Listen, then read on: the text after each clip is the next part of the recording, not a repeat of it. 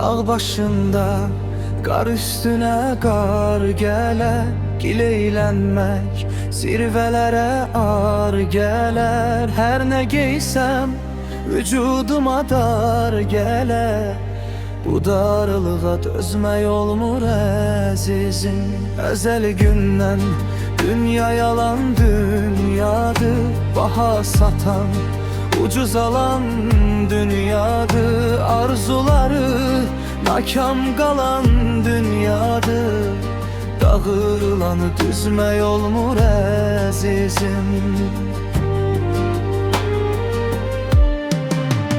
Kaş ki dünya namərdliyin ataydı, qəlbim bir an istəyinə çataydı.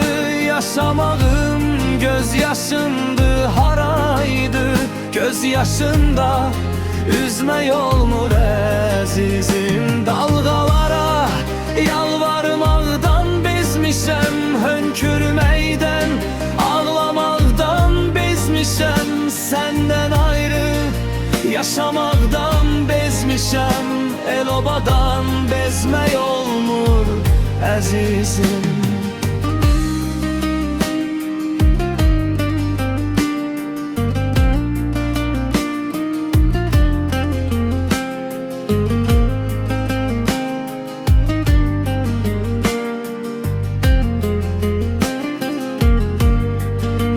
Heç bilməzdim başım belə ağırdı, bəxtim belə biçarədi fağırdı.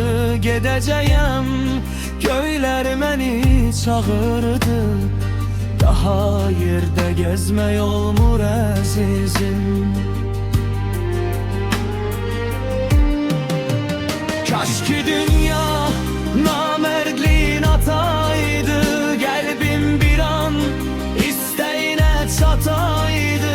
Yaşamağım göz yaşındı, haraydı göz yaşında, üzmək olmur əzizim. Dalğalara yalvarmaqdan bezmişəm, hönkürməkdən ağlamaqdan bezmişəm.